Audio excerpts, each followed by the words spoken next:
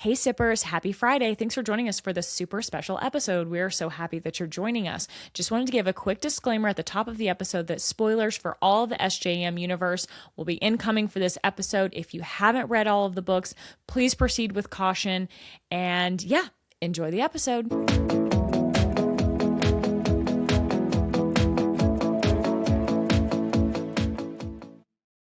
Hi, hello, and welcome to the Story is Pod with Katie and Amanda.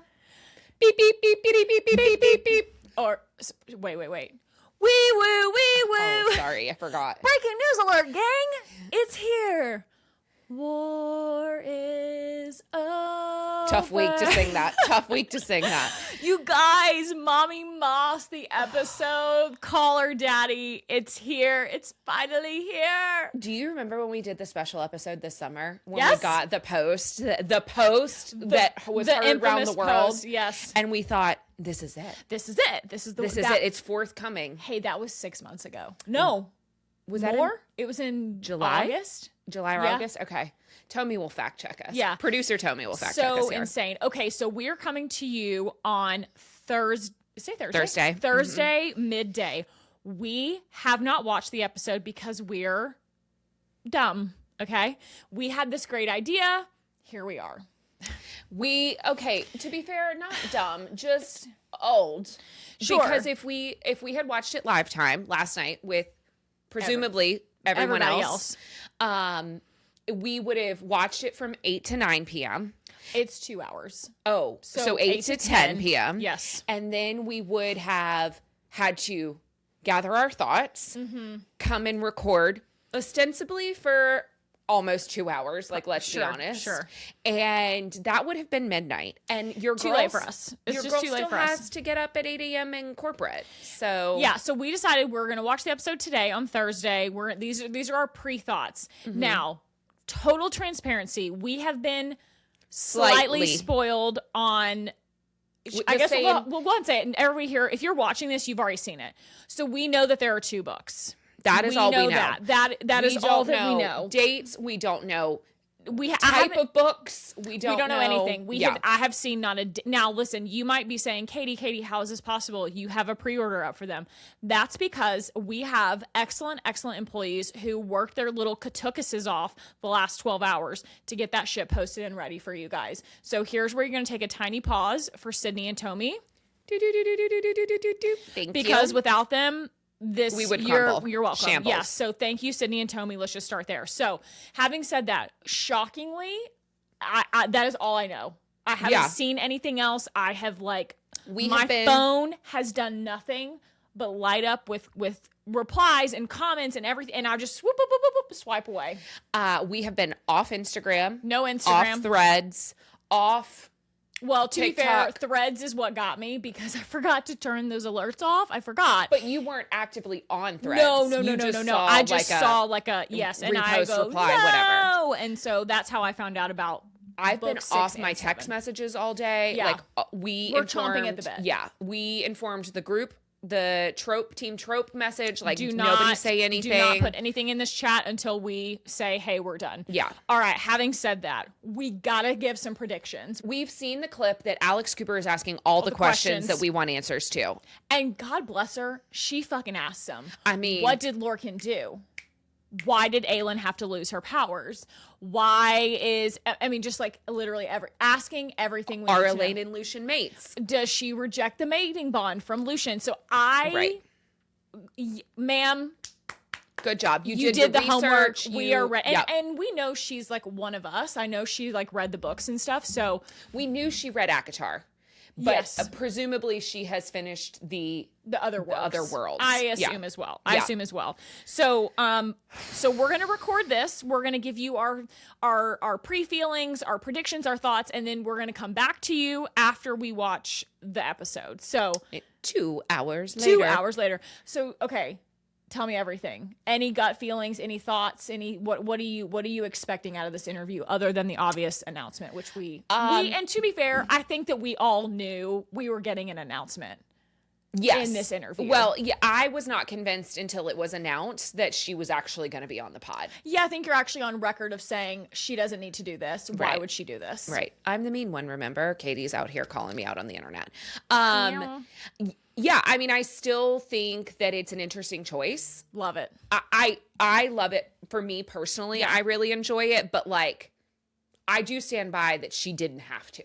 Totally. I just think that she just is like signaling to us like she gets it, and like the Venn diagram of the girls is a circle. Like we're here now, and I'm living for it. I think this was brilliant on Alex's part, on SJM's team. I think just it was all I think this so feels good. very SJM's team versus Bloomsbury, her publisher. Now, let's circle back to that after we watch and just see if there's any clues. But yes, I hear you. I think that I think that the reason that this has taken so long is because there was some beef behind the scenes. That's my guess. We'll find out. I hope we'll get some tea on that. Yeah, I hope that she either Alex asks or she gives us something. Yeah. Gives us or something. Sarah volunteers. Do you think that she's going to answer any of these questions like for real? Like, what did Lorcan do? I just keep going back to that one because it's like such a fun one. I think like, that she might answer what Lorcan did. You think? I do. I think that we might get some hints around that, only because I don't think that we so we can spoil here because we are assuming that you guys have read all of the works that are currently published. I don't think that we are going to see those characters in the same, those characters being the Throne of Glass characters, in the same way that we know them. So I think that we are not going to get Lorcan and a lead story from them. So I don't think that it's important. Say more about that. What do you mean by that? I don't think that Lorcan's gonna like world walk and we're gonna find out from his POV you what think happened. that Nesta's gonna find like a text and read about them, or one of their offspring or something is gonna tell the story. Sure. So I think that us finding out what he did, this might be the only way. I agree. Do you know what I'm saying? Yeah, I don't think that Lorcan is gonna show up in Valeria. Correct. I hear you. Yeah. Valaris, please. What did I just say? Valeria. That's a different. It's okay. Similar but different. I know you're very excited. It's fine. I'm really excited. I'm really sorry. And I don't know that we're going to go back to. What is Valeria? What is that from? I can't remember, but it's Valaris is the city. No, you're right. No, I know you're right. I'm just like, what is that from? Old Valeria. Yeah, Valerian Steel. That's from Game of Thrones. Valerian Steel is what really got me. Yeah, right? I'm really excited. Right? Yeah. You're right. I was like, what is that from? You know, I think it's because we just watched Night of the Seven Kingdoms. I think it's anyway. Okay, so I think that we are going to get, well, we know we got dates because we got announcements. And we know we got two. And we know that we got two. So like, but we don't know what the dates are. We don't know we don't know what the dates are yet. When you skip forward 3 minutes, we'll know. Yeah. We talked about this a little bit in the car. I think that these books are going to come out pretty close together. Like, we talked about, is one a novella? Sure. Is one if the storyline ends here, that will be 7 books. Typically, you mean with the next 2 books, 6 and 7, and we'd be done. I think it might be 9. How many are in? I'm trying to look for Throne of Glass. 1, 2, 3, 4, 5, 6, 7, 8. So 7 and the short stories. Interesting. Because our count for this being ACOTAR 6 includes the novella, right? So you're looking at the stack here if you're watching us on YouTube. So ACOTAR, ACOMAF, ACOWAR, Frost, Silver Flame. So excuse me, colloquially, this is 1, 2, 3, 4, 5. So the next but technically on publishing, it's 0.5. On the publishing side, on the inside, it's 1, 2, 3, 3.5, and 4. Frost and Starlight is 3.5. 3.5. But for our purposes, this is 1 through 5. Right. And then 6 and 7 will be the next two. Now, I do suspect that maybe 7 is a novella. I think 6 is a full book. I think the next one's a full book and then another novella. Okay. Is just my thought. I will go on record now. If 6 is a novella, I will be riot. So upset. But do you think if they're released in like quick succession, sure, do you think you could do a novella and it will definitely soften the blow? If it's Elaine's, okay, so I know there's a lot of discourse on the internet about Elaine's story and people feeling strong feelings about it. If Elaine's story is a novella, does that I soften the don't blow? I don't either. hate Elaine like a lot of people do. So like if it's only a novella, to me that feels like a bit of a disservice. I think Elaine is actually like super vitally important. I agree. Because she's a seer and we know what seers do in like her other work. I just think she's more important than I think people want to give her. She's boring. She blah, blah, blah. Girl has been through some trauma. Well, okay? I think this is about to be a big statement. Go. I think that Elaine is the Urine of ACOTAR. I think that she's the linchpin. Okay. I think that there is that. Wow. Yeah. Because this is what I say in the store all the time. Without Kale, people who don't even shit on Kale, without Kale, we don't get back to Urine. Without Urine, we're dead. We lose the war. Good guy is done. That is a hill I'm willing to die on. I think that Elaine could be I could similar I could be character. persuaded to that. Okay, so we know that Alex also asked her, does Elaine reject the mating bond with Lucian?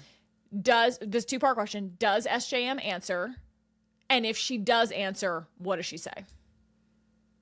I think she says I can't answer that. Or she answers it in a way that doesn't actually answer the question, which I think is more likely that she will Easter egg us in something that seems so innocuous, like that we would have no idea. And then we read the book and we're like, you bitch. I hope that Alex asks her about Moore. Oh, Moore. I hope she, Morgan. I hope she asks her about Moore. I hope she asks her about Eris. And what the hell is going on with the queens down south and the fucking Firebird? Yeah. Hey, we know another Firebird. Like, I just need to know. I also want her to ask about like the overarching like connection of these stories. Like, walk me through, if she's able to. Is this, and my God, how many times have we talked about this? Is it one is happening at the same time as all the others, or is this one linear timeline where some are like world walking to get into the same like, timeline? Tell me, are they walking through time, or are they walking through space? Right. And that's what I need to know about. Got it. And I feel confident she won't answer, but like hope she asks. We also know that she asks about, I'm gonna blank on the name of the series that she has been talking about. Oh, The Gods. Yes. What is it called? Doesn't matter. The God series. Yeah. She asks her about this. Yes. And I was wondering, again, I think we will get a little something about that. That's what too. I wonder. I think so too. Before we got spoiled that it was 6 and 7 of ACOTAR. Yeah. I was wondering if we were going to get 6. ACOTAR plus new series. Me too. Any thoughts on titles? Any guesses on titles for the next one? Well, we know it's got to be, this is the outlier, right? This is the only one that is not something and something. Yeah, but it's still a court of. Right. But we've had Frost and Starlight, Wings and Ruin, Mist and Fury. So I wonder if she goes back to that. I thought about this a lot last night. Oh. While I was laying in bed. And I have landed on, okay, so I also thought about the titles of the other books and like words that like are off the table versus not on the table. Okay. And I know that we've talked about that the word shadow is probably out, except you have House of Flame and Shadow from Crescent City, and then you also have Queen of Shadow from... So you think there's a shadow? So I wonder if Shadow, because you've got to give a wink to Azriel, because I believe that the next book is going to be heavy Azriel, whatever that looks like, whether it's with Elaine, whether it's with Gwen, whether it's with neither of them, I don't know. So I am going to throw out my guess. Okay. A court of Ivy and Shadow. Ivy. Okay, Ivy for Elaine. I was trying to think non-flower, but like growth, greenery, because I also think that the next book is going to be green. Like I'm thinking like a darker green, like a jewel tone, like a Kelly or like a dark green. Interesting. Yeah, and then I think 7 is purple. Yeah, I think purple has to be in there. I am kind of curious because... Or maybe those colors are flip-flop, but I think that maybe purple comes next. Maybe. Only because we've seen thematically in the publishing world, a lot of Purple our is very romanticies are having a purple theme. Well, which is why I'm wondering if maybe she won't. And I also think, well, purple could be kind of shadowy, but I think Elaine is green. I think she is growth. She is new. She is renewal. Rebirth. She is rebirth. I think that is green to me. Okay. So if this is not Elaine's book, then maybe it is purple. But I think I just have this feeling. I think that Ivy just feels like a good... Interesting. Mm-hmm. I don't know, just a thought. I also thought about a court of ink and ivy, but is that already something else? Ink and Ivy's a restaurant here in Charlotte. Sure. I was thinking about that too. You were thinking of Ink and Alchemy, which is our current book club read. Anyway, I was just thinking about other like words that could be euphemisms for dark and stormy and broody and I like shadowy. the shadow. I like that because we have 2 other shadows. Right. Ivy, I'm not sold on Ivy, but I don't know really that I have either. like a better... I was just trying to think of other like plant. Okay, so you've got like bud or... Sure. Begin. Yeah. So like...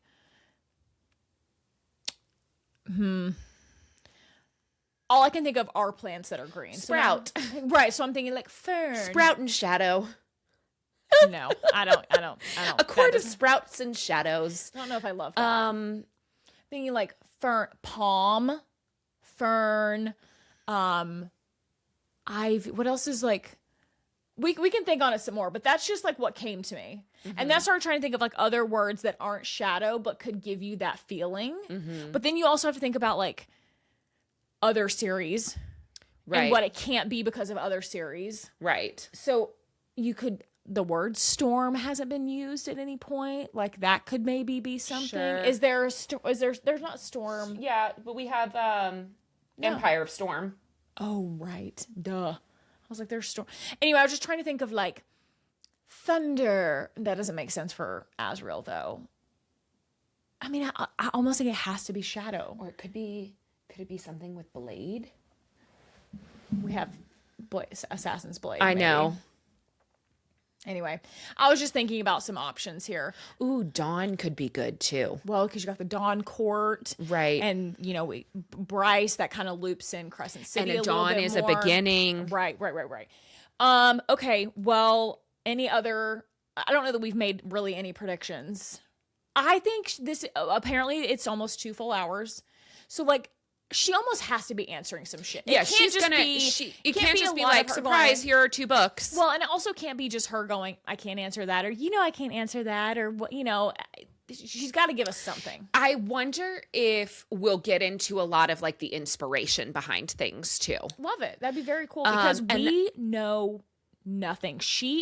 Her camp is tight. Air fucking tight. Like we only know what they want us to know. As I have said previously, they don't have leaks. They just don't, typically speaking. Yeah. So I think that the Dumois thing, I think they wanted that out. Yeah, 100%. I think that like this was all like to get us excited. This was all whip us up 110%. Well, and they almost had to because it's been so long since we got a breadcrumb. Right. So you had to start teasing it even earlier than Alex was going to. Correct. So I agree. Okay. I agree. Okay. All right. Well, I can't wait. We have to stop now. now. So excited. I need to watch. Okay, you guys, we'll be back in Wow. We're back. And just like that. I don't even know where to start. I have so many notes. My pen just died. So I have some things written down, but then I just stopped. I have a lot of notes. Well, let's start with the biggies. Oh, okay, yeah, let's just get this out of the way. Two books. Two books. Really 3 books. Correct. With a fourth inbound at some point. No, third inbound. No. Right, but part 4 of this book, this mega book, as we're calling it. We're gonna call it 3 books because that's what it is. Just for so no one's confused. So we got an update on 7, 8, 9. Nope. 6, 7, 8. Sorry, 6, 7, 8. Correct. Yeah, basically, and we have dates. We have dates for 6 and 7, with 8 imminently coming. Well, she hasn't written it yet, but yes. Well, she's on deadline for something else. She clarified that it was not correct. This but book.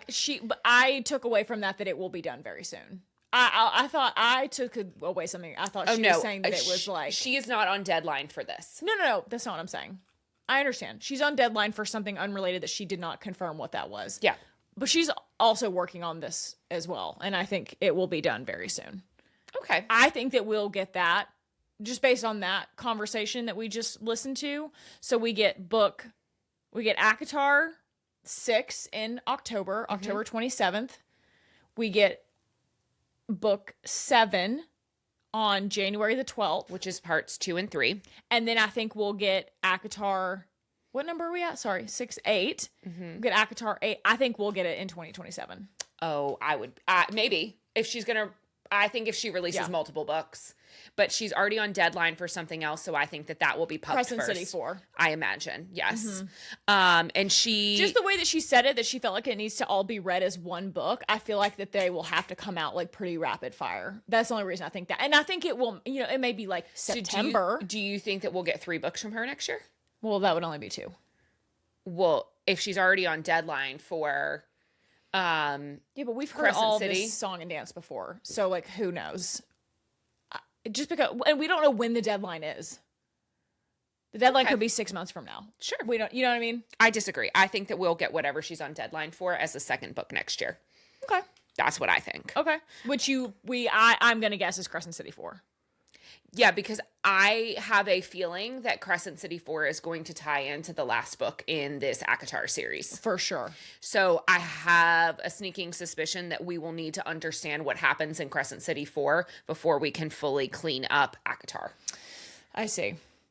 Is my theory. That's a good theory. Which is why I don't think that she will publish 3 books next year. I think it will be... So we know we're getting the October book, which is 2026. I think we'll get book 7 is what we're calling it, in January. And then I think we will get Crescent City perhaps in the fall. And that's all we will get for 27. And then I think perhaps we'll go back in the beginning of 28 and get like a book. January. Yeah. Like another January because we know release. She likes to do a January release. Yeah, that's crazy. Also, like 3 months apart is... Wow, that is crazy. Well, and she just said as she started writing it, she referenced several times throughout the podcast, even before she got to the part about the announcement, the glue. And like the glue, and there's not enough glue. Like the physical glue holding a book together. So like, all right, Court of Silver Flames, right? Let's look at the page count on this. Actual words on page, not and this is the paperback version. Correct. 757. Let's call it. Do you have the hardback version? No, I'm just gonna look at Kingdom of Ash. Oh, you've got Crescent City down there, so we can see what. Okay, Kingdom of Ash, paperback, $9.84. So the book was so big that they couldn't print it in one. She referenced it a couple of different times, like well over 1,000 pages. Yeah, that part 1 was over 400 pages. Right. And then she said parts 2 and 3 were also long, at least, is what she said. I would imagine at least 400 plus pages each. That That's was crazy. so crazy. I don't even know what I'm just like a little gagged. I don't really even know where to start. This was so much was unpacked, but also nothing.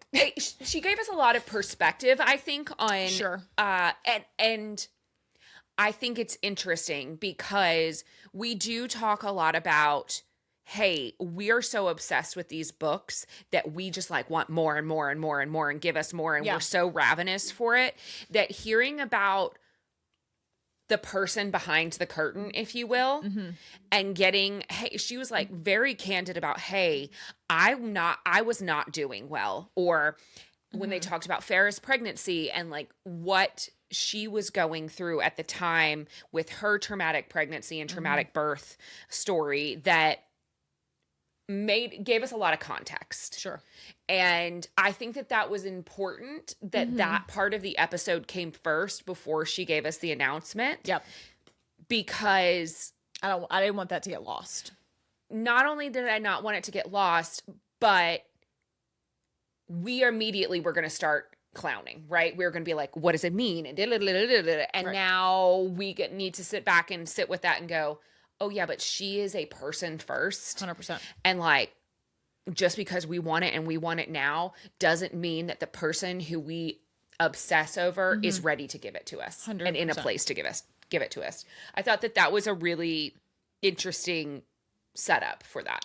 It was a lengthy portion of the interview. Yeah. I was shocked at how long they discussed her pregnancy journey and her traumatic birth. I was very surprised by that. And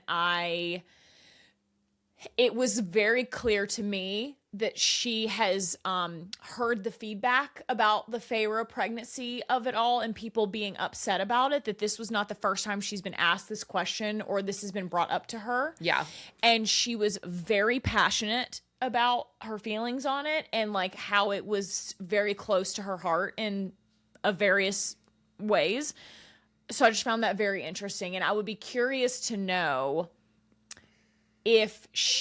how quickly did she get that feedback? I mean, like, was it from beta readers? Was it from her editor that people were like, I don't know, this is tough. I don't know if people are going to, like, Sure. I just wonder. And she wasn't defensive about it, but she definitely had some bite back about it. And I thought that was interesting. Not bad, just interesting. No, I think that hearing about it in the context of her personal journey, it makes way more sense. 1000%. It made so much more sense. And I think anybody who had really strong feelings about it, once you got that morsel of information, it puts it into a different context for me. Totally.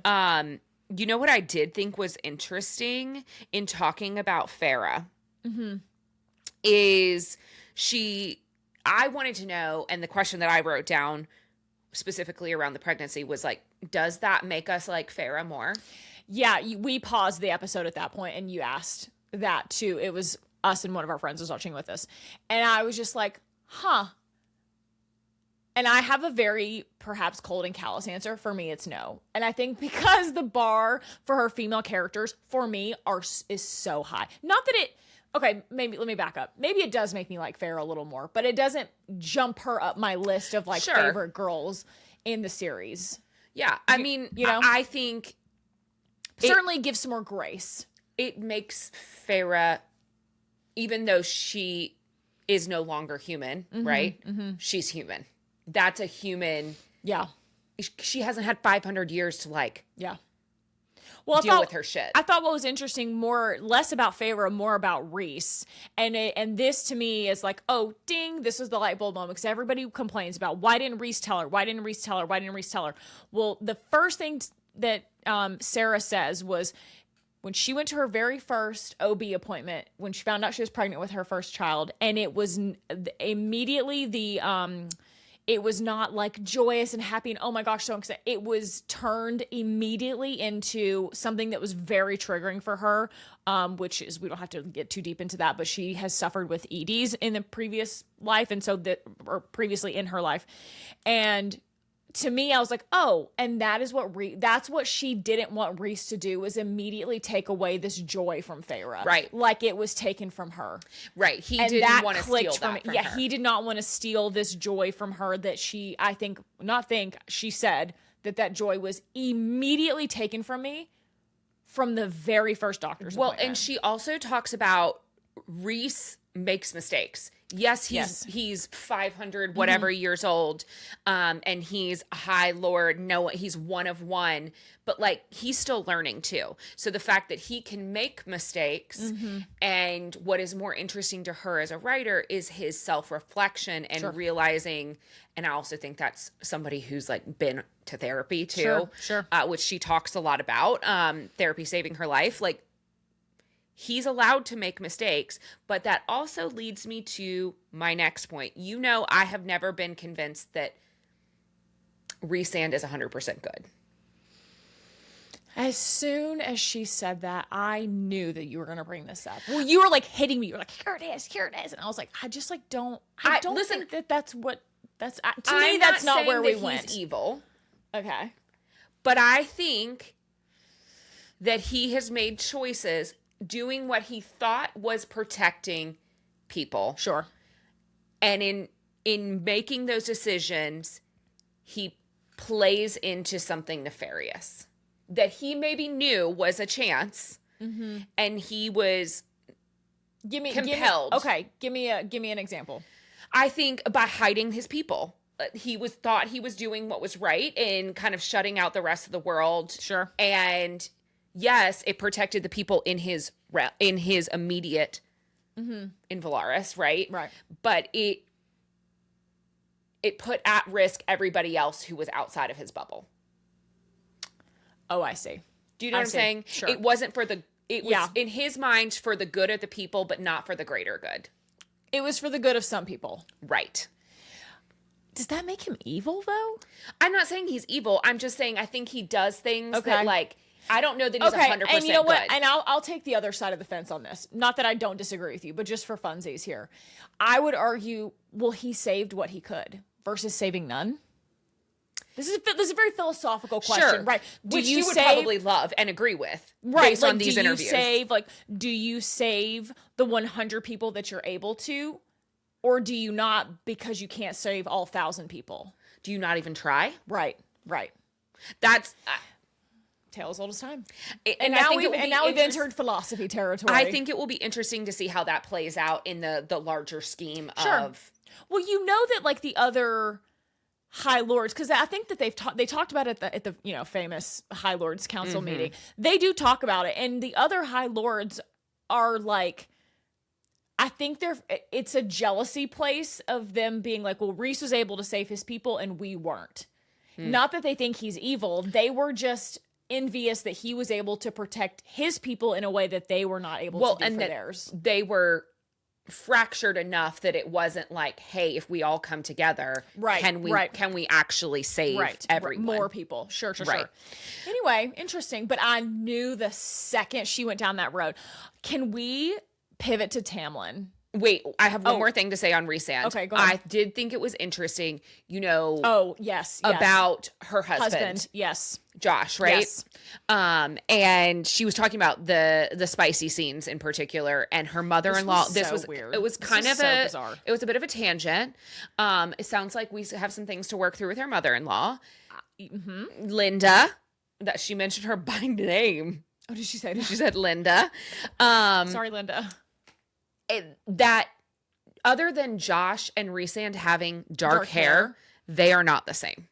Yeah, and I thought that it had been confirmed. I thought her. too. I thought that like Rhys was like her husband's like avatar in the books. Which is the comeback that most people use with Rhys. Rhys is an evil theory, correct? That she would never base a character based off her husband. No, which I believe that I have said that. That has been my rebuttal as well. So now that has been completely backtracked, and that is apparently not true. Yeah. So listen, it's all out for the taking at this point. So nothing's off the table. But if we get double bluffed in this, and in book 6 we find out that Rhys is evil, I don't know what I'm going to do. It's that headlight theory. She writes in headlights. What a crazy But also I'm like, oh, that makes perfect sense. I mean, the analogy, not the way she was writing. That was crazy. Yeah. All right, Tamlin. Yeah, you're good. You're ready. Yeah. Hey, Tamlin girls, are you good after this? Because she did not give me the warm and fuzzies about having a Tamlin redemption. In fact, she was almost like, I don't think he deserves it. You know, I was shocked to hear that. I am surprised too, because I thought for sure she'd give us an arc. 1,000. Well, to me, the breadcrumbs were already there. I've said this a gajillion times, but in ACOTAR, ACOTAR, he helps. Correct. He helps Azriel get Elaine and Briar out of the camp, out of Hybern's camp. And I'm like, oh, this is it. This is like the first turn. Like, this is where it's going to start to make. And she damn near said no. She didn't, but she had a much more thoughtful answer Diplomatic, to it than I was expecting, I don't know why I thought any differently, but I was surprised to her. You were surprised at the depth of the reasoning. Because to me, this was a layup answer. I thought it was going to be oh yeah. See him in the next book. I thought for sure it would be an absolutely yes. And period, we can move on. And it was far more complex than that. And so she talks about, this is not funny, but she talks about one of her closest this was girlfriend's best friend yeah. who was in an abusive relationship, and she refers to her abusive ex as Tamlin. And she said that they have had some off the record, not author conversations, but just friend to friend. If I were to write this redemption arc, would you feel betrayed? And you and I both looked at each other and we were like, well, what was her answer? When she didn't answer. Which makes me suspicious. She might be a little upset. Yeah. And you know what? This interview for me, that one of the big takeaways was to remind me, consumer, and me, bookseller, and me, bookstore owner, she is not a fucking product machine. Right. She is a human being with human feelings. And she talked a lot about having feeling and having value outside of the product that she produces. And I was like, I'll just admit this. When she was like, well, I'm going to ask my friend, these were the things that went through my head immediately. I'll be vulnerable. I immediately was like, well, who gives a shit what she says? Hello, you have 100 million fans that need to hear the answer. Sure. And immediately I was like, wait, but that doesn't matter if your fucking best friend hates your guts, right, and you've made $1 million, trillion, gazillion dollars. You're still alone. You're friendless. Yeah. I mean, I want a lot of money, but I don't want you to not be my friend anymore because I have this. It was just very interesting. And I feel even gross that I had that initial thought of no, you have to give us what we want, we the fans. Well, and I'm like, well, that's not. It's interesting. Yuck. I feel yuck about that. That she phrased this is the part where you say, it's okay. Oh, it's okay. I'm still your friend. Thanks. Okay. That was good. Thank you for that. Platonic life partner. Stop. We don't touch. It was interesting to me because she talks a lot about the business, right? And feeling like her feelings of being a product, and that the writing has to strike her, and the story, when it starts, it pours out of her, but it has to percolate, right? Sure. And there was a lot of subtle shade around. Oh, we gonna talk about this? Yeah. Okay. Around. It was very subtle. The publishing industry. I will just say the industry, right, as a whole. She never named names. She never called. I actually don't even think she said the word publisher one time. I don't know that I could. I don't know that I could. I don't. To that. No, nor can I. But at no point did she implicate anybody in why there was a delay. Sure. What happened? She was incredibly diplomatic. Obviously, she has had some media training. This is not a woman who is unprepared. She is a professional to the T. But you're totally right. There was definitely some very subtle.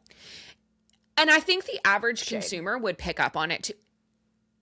I think that the average consumer would have some understanding of it, specifically when she talked about her rights.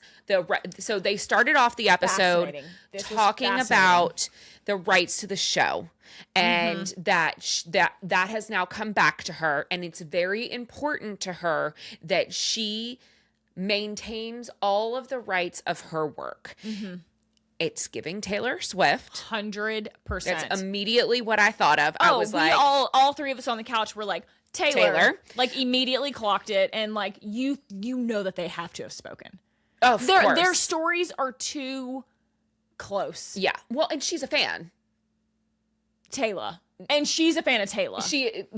Yes. Yeah. I presume that Taylor is a fan, but I know that Mommy Moss is a fan of Sarah Taylor. is a fan of Taylor's. Yeah. But she talked about,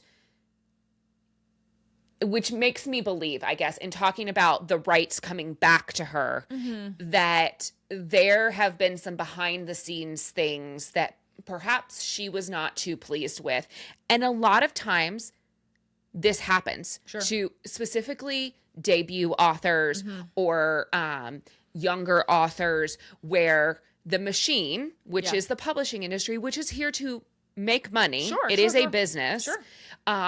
Perhaps, I don't want to say oversteps, because the author still signs the deal. Right? Just like in music. Correct. Think about it. It's just like the music industry. When you sign a contract, the record label owns your shit. Correct. Same premise with authors. And depending on how big your name is, how savvy you are, how well you're represented, it all is the same. Music, TV shows. Oh my God. TV shows, books, it's all the same. Whoever they they own it. Correct. It's not your product anymore. So I have to wonder if the early works, when she signed whatever deal that was, that they had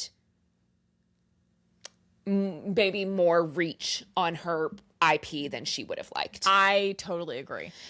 I thought it was interesting. She said one little line in there, and it was the only line that I was like, "Oh, shade." They might want to like. They might have. They might want to have a little something. But she said something to the effect of, you got the fans have been waiting for this book a long time, or the next book for a long, long time, and I just had to get my things in order. Yeah, I think was the exact, or I had to get some things in order.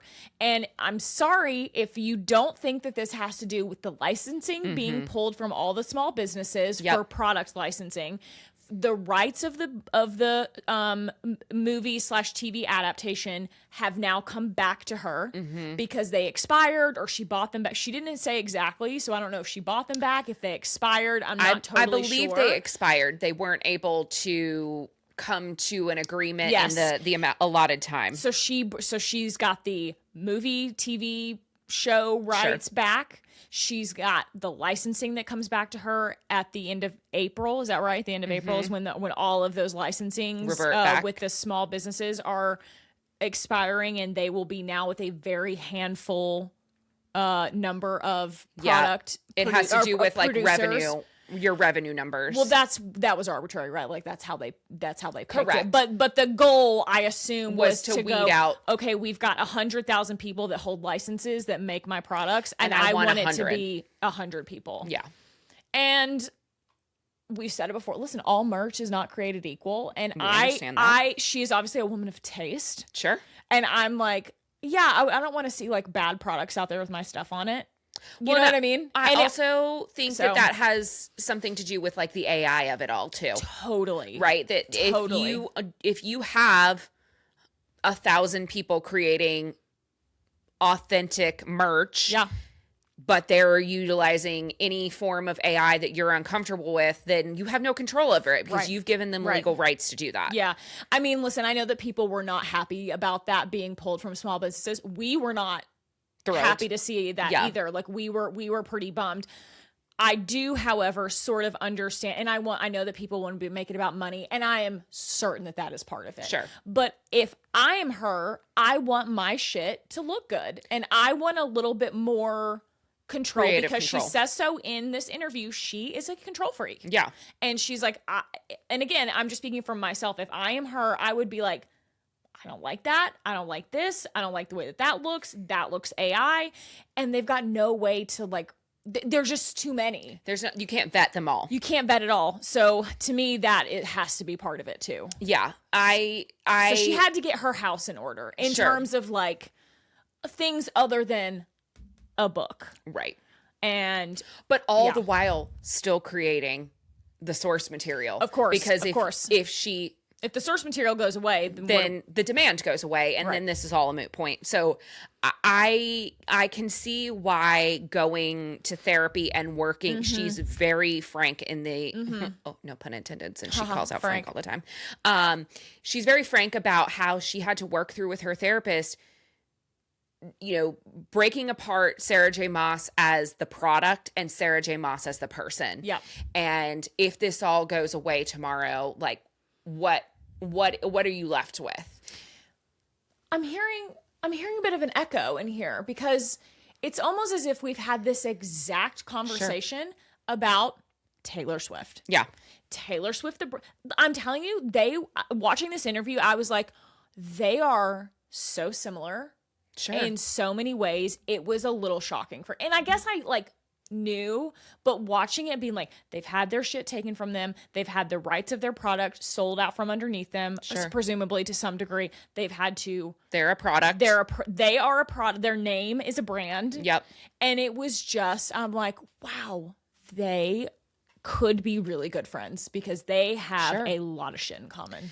Yeah, I think the only thing that where the comparison stops for me is that Sarah talks about in her everyday life, she's like sweatpants and, you know, Cheeto dust all over the place, that she does have a bit of that anonymity still. Like, you and I might recognize her on the street, but the average person is not going to. That's the only thing to me. She could walk her kids to school, and she would probably be like mostly fine. Right.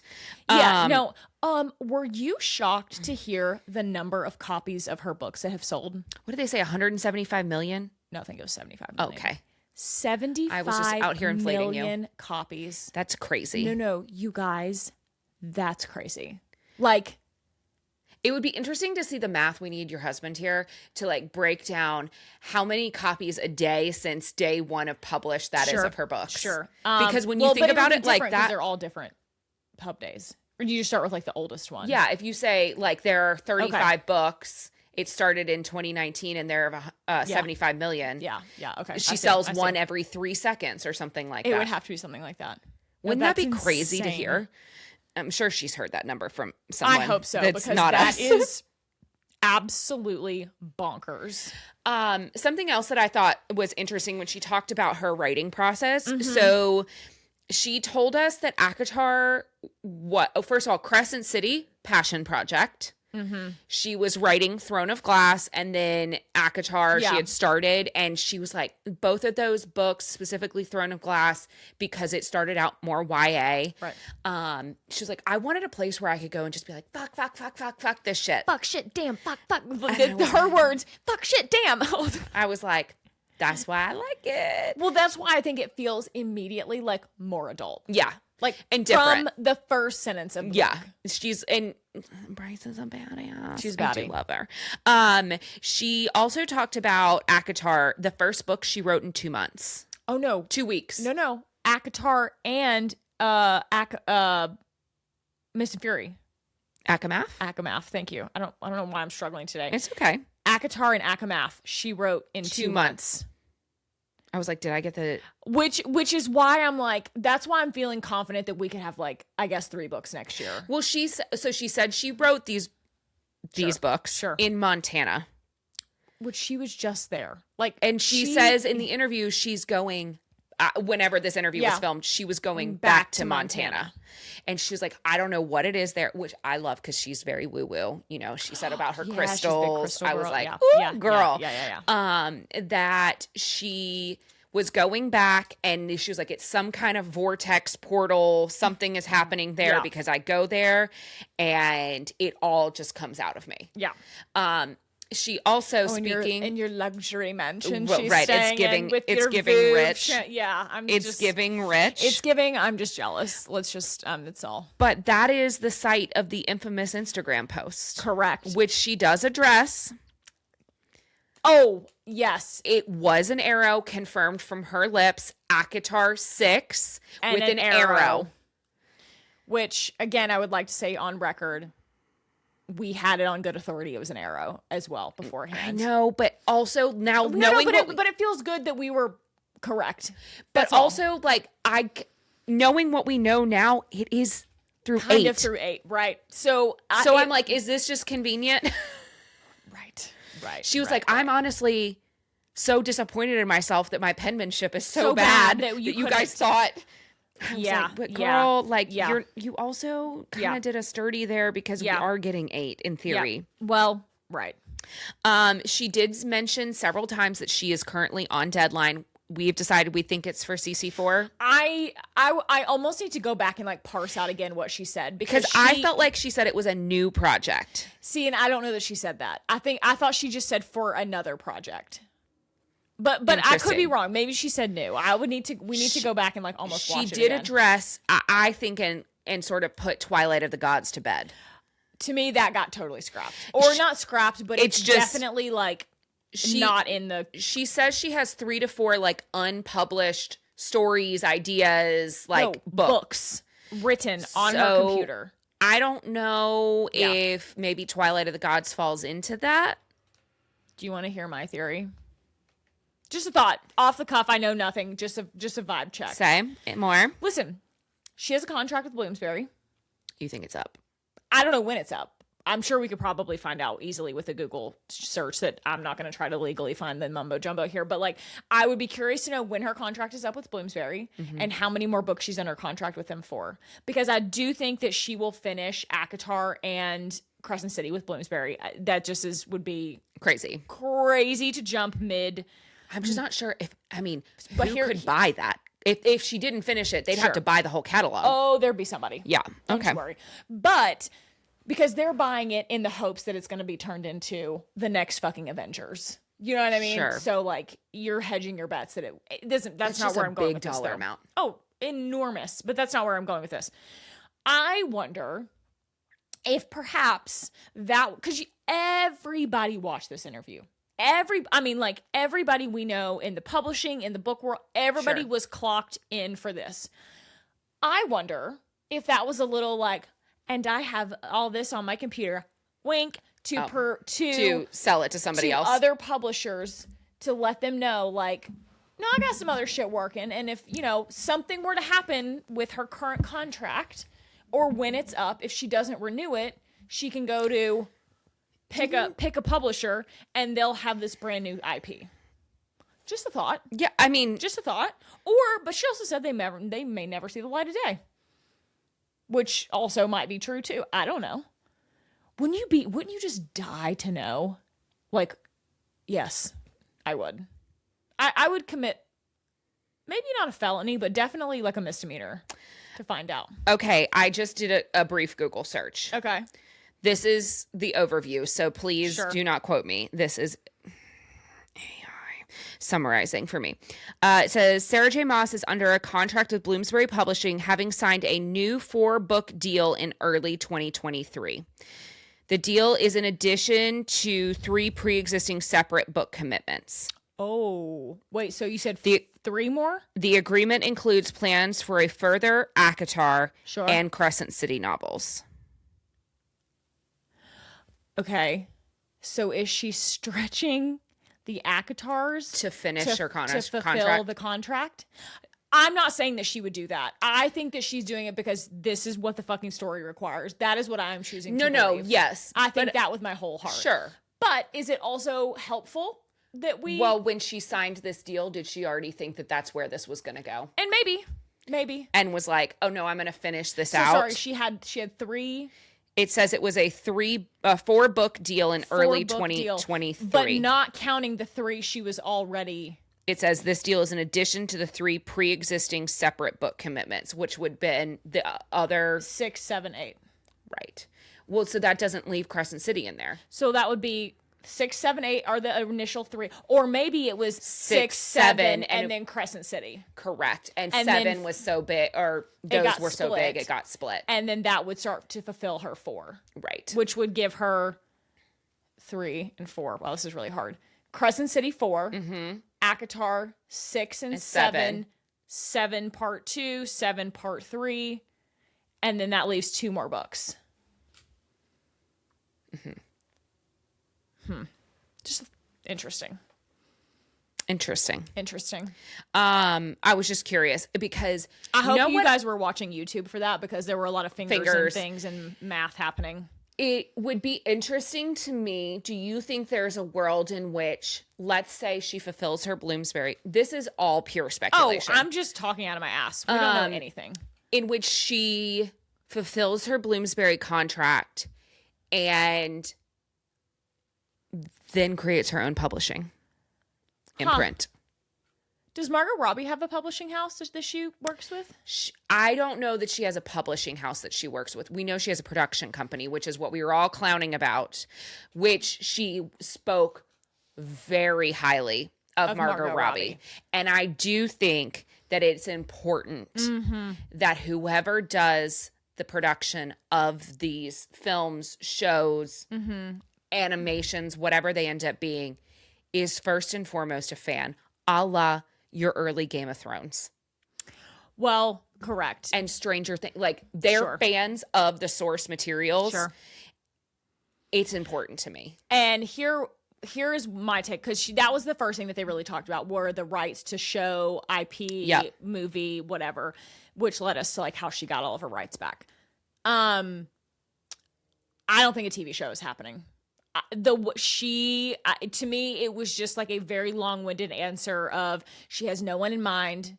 And listen, maybe this is all like, lip service to just kind of get people off her back about it, which fair, because this has just been a conversation that will not go away.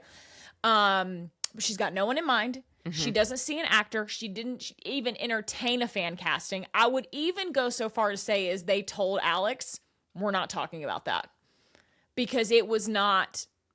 Alex didn't offer anybody up. There was no banter about like, oh, he could be fun, or no, there was nothing.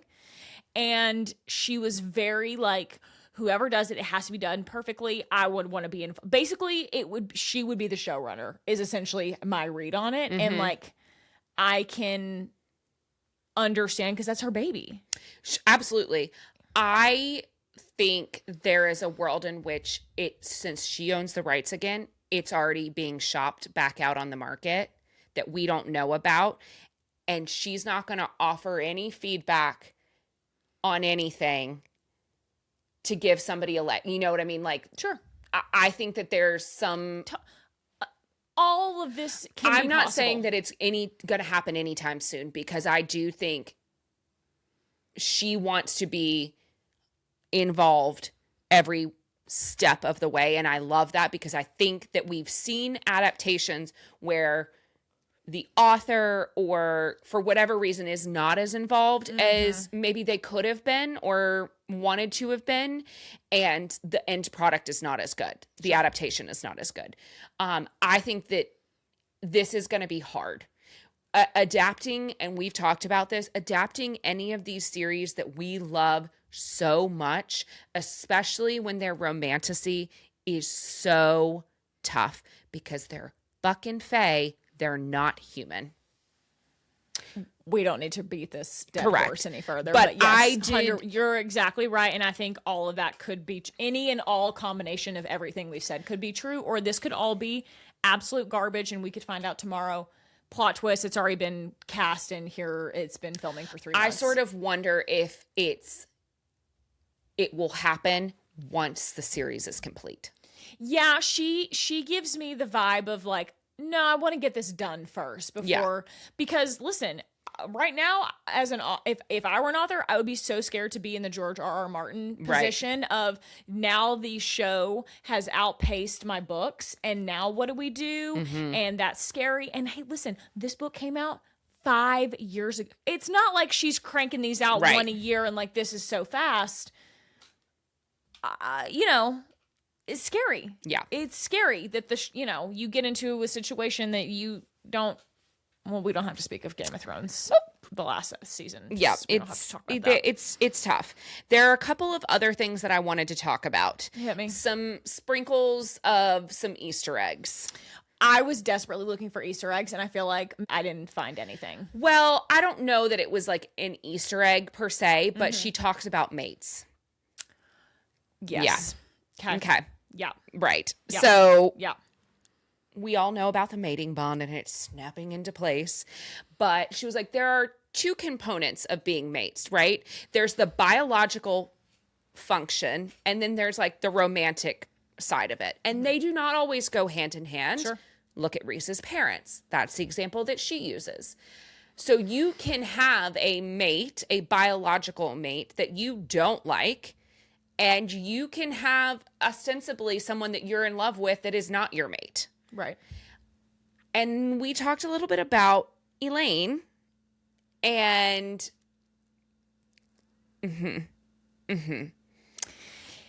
yeah. So I fear Elaine's story is, and all she says on the matter really is that Elaine is really going through it. And she's like, you guys have to remember, she went into this cauldron against her will. She came out. She's no longer a human. Nobody's like giving her a handbook on like, hey, here's how to deal with this. You're now an immortal being or a semi-immortal being, right? With a totally different body. And also, oh, by the way, you also have this weird fucking thing that happens in your mind that nobody understands. Correct. And you can't really communicate to people what's happening to you. You can barely communicate, period. Right. So call me Elaine Defender, I guess, because like you guys like this 20 like, years talk old about her being boring. I'm like, you guys, it's been Feyre's story so far, and then we had Nesta's story. She was a background character. She wasn't supposed to be like front and center. That was literally the point. Yeah. We've had a lot of learning to do about Elaine. I totally agree. We did get in the rapid fire. Alex did ask about Mama Archeron. That rapid fire Q&A, she didn't answer a motherfucking thing except Hunt and Bryce are endgame, and Bryce and Asriel are not mates. She confirmed. She goes, I don't know where that came from. No. But she for sure has a Finsta. Okay, I'm so glad you brought this up.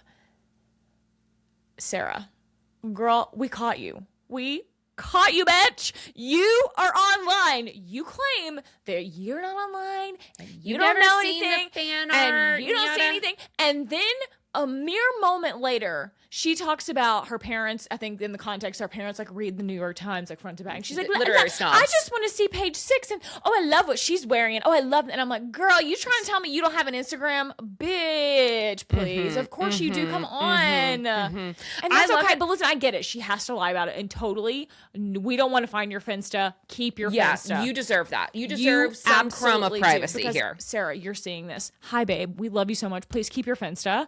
You deserve it. Yeah. You're an icon. You're a legend. You deserve it. Also, come to Charlotte. We'd love to host you. Would love to. But like, we know you're a person, and like, we know you see it. You love the tea, and we do too. Yeah, she literally calls out page 6. Sip the cereal. Like, come on. Sip? Like, come on. Stop playing in my face. Give it to me. Give it to me. Go on. What else you got? I'm sorry. I'm going through my notes, seeing. Can I tell you one thing that I was? Can I tell you something? One thing that I was disappointed about that wasn't mentioned. Couple things that weren't mentioned. People, should I say, that were not mentioned. Dorian, Daddy, Nary. I didn't even say his name. Say his name. Say his name. Dorian, not mentioned. You know who else? I just went blank. Rowan. She does not say Rowan's name once. Oh, that's not true. Well, Alex brings it up. Yeah, Rowan, for Fuck, Marry, Kill, which she also doesn't. She also cops out on that too. But more importantly, she does not mention Eris. Your boy. No, I'm on to her. I'm on to you. I know that Eris is important. I know that he and Moore got some secret cooking, and I want to fucking know what happened, and I want to know who he's in love with. And is it Asriel? Well, okay, sure. Is Asriel going to be our Is he going to be our bi king? Is that what's coming? God, I hope so. Is that what's coming? I love it when my boyfriends are boyfriends. Oh my God, I love it. A couple of things that she did touch on. What did Lorcan do? No, she was like, I didn't even, this is where I really felt like she outed herself on top of the page 6. Yeah. She was like, I've just seen this starting to come up it's like just made it across my desk. Or no, she said somebody just brought this up to her. Right. I'm like, that girl, is just not true. That's not true. You don't have to, no, we know it's not but true. she didn't have an answer for what to look But into. she did say, but maybe, there's a novella out there about that. Which I want to read it. Period. I want to read it. Where's Vaughn? I'm so She glad she said, I think about this a lot. I said, ... Well, she goes, I think about this a lot. And I guess you'll see or something. Yeah, she just says, I think about it a lot. Yeah. Something along those lines. Yeah, like but I thought she said something else to intimate that he maybe pops back up. What if he is Could he be a world walker?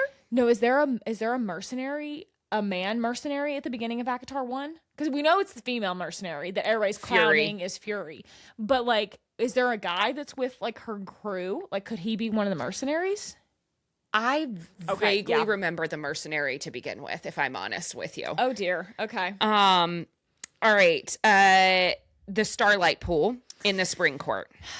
She does mention it. Well, Alex mentions it. She said, so it's a portal, right? And Sarah smirks a little. I just gotta tell you, girl, drop your Botox master because you were giving nothing away. It was just nothing. I'm like, oh, you practice. Correct. I'm like, do you think that Josh was rapid firing questions at her? Because I felt like she didn't even there was very little even smirk, nothing. And I feel like some of the questions she's been asked a lot because the text has been out for so long. So I think some of those questions, the Vaughn of it all, she's heard before. Yeah. But then some of them I'm like, these fan theories, we've been cooking in COVID. We cooking in COVID. One of my favorite questions that I'm glad Alex asked. First of all, Alex, you did a great job. Whoever compiled these questions for you, I know it was Rosie. I know it was our girl Rosie online. Shout out to you, Rosie. You're that bitch. The questions were the questions that everybody wanted to ask. Sure. It was so fun and listen, even if Alex didn't write them, but in my mind she did. Well, I think she's read at the very least, she's read all the material. And very she's clear. Been scrolling on TikTok too. I love that she asked the questions that we fucking want to know. She also asked about Reese. Yep. And Rune. Reese and Rune, are they related? Yeah. You know what else just occurred to me? Literally just occurred to me right now in this moment. Their names both start with R, and they're 4 letters. Mm-hmm. Well, Resand is the long form, but still, that literally just clicked in my brain too. Mm-hmm. You know what I felt proven by? What's that? Was that when Alex said, I never said Resand in my head like she was saying, but the Terrason of it all. Oh my God. She was like, so I thought it was Rysand, which I've also heard from other people. Because, yeah. And Sarah goes, I will take any pronunciation. Yeah, she was like, because I'm a reader first. Yeah. And I'm like, you know what? You're so real for that because I say it wrong in my head all the time, or vice versa. When we listen to audiobooks and then when you see it written down, you're like, that's how that's spelled? Yeah, oh yeah, all the time. Okay, that made me feel better. I also really liked the question about Abraxas and where is she? And she was like, I don't know. Where does fear itself live? In your heart? That was where I said in my brain. I was like, in your heart? I don't know. Where is that? Not that I never thought about this, but where is that bitch? Where, Amanda? Where? In the mountains? One of my friends, the Surreal. I don't know. Rip the Surreal. I don't listen. All right, you got anything else you want to talk about? I could talk about this for hours, but I think we've hit all of the only other thing that she talked about, which I thought was really interesting, when she spoke about Aelin and Throne of Glass. I had this written down too. Is that she felt like Aelin's journey mirrored her own journey in high school, similar feelings and experiences. Yeah, I think specifically in those first 2 books. Yeah, I thought that was Crown of Midnight. Yeah, I thought that was really fun. And too. She said, I wanted to write a woman who didn't have to be appealing to anyone. I literally have that written down too. I loved it because in her, when she was writing these fantasy, this was really interesting too. and she references her books as fantasy.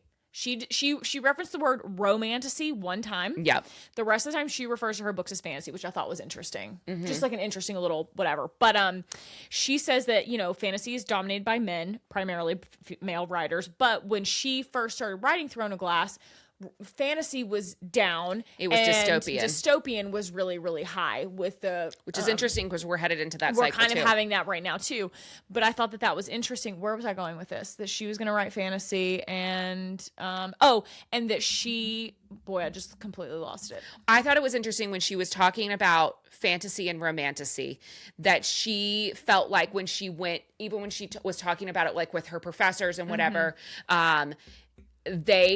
when she went to the MFA to get her master's in fine arts, she said, I went to one interview. I told them I wanted to write fantasy and with like some romance in it, whatever. And the woman was like smirked. And I looked at Katie and I was like, romance gets shit on all the time. Yeah, I'm pretty sick of it. She was like, sex is part of a relationship.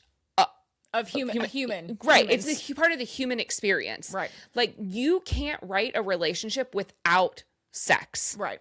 And she was like, yes, of course I love my steamy scenes and I love writing that, and that's not, but they are to move the plot. Right. And she talks about Nesta and Cassian and like them boning. It moves their storyline forward. It's not just like gratuitous out here. Right. She also said that she loves a happy ending. And she snuck that in there. I was like, yeah, she did. This makes me feel so much better because we're going to get hurt. We're going to get hurt along the way. Live men on. Yeah, I'm sick. I can't. I'm not over it. I'm not over the 13. I'll never be over it. And I love and hate you all at the same time for that. Well, I've told you my theory about the 13. I don't think they're dead. You think they made the drop? I think that they made the drop and opened a portal. And because their phrase in the books, until the darkness takes us, we're together until the darkness takes. They don't go out in the darkness, Amanda. They go out in a burst of light. So I think that they are doing the drop, or they're settling, or whatever the thing, all the different things. And they're opening up a portal, and they are somewhere else. Hence why Briar is in ACOTAR. And we think with Elaine at the war camp, because I'm sorry, you don't repeat a name like Briar. You just don't. So where are the other witches? Right. And we think that Mama Archeron was one of the 13. Yes? Oh, okay. I don't know that I thought she was one of the 13, but like, she was an Iron Teeth? I thought she was like an Iron Teeth, but she could be one of the 13.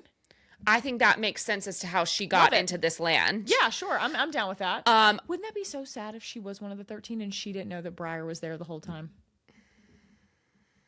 We don't know what happens to them when they go through the portal. Right. Or when they opened that portal. We don't know what happened to them. We don't know where they went.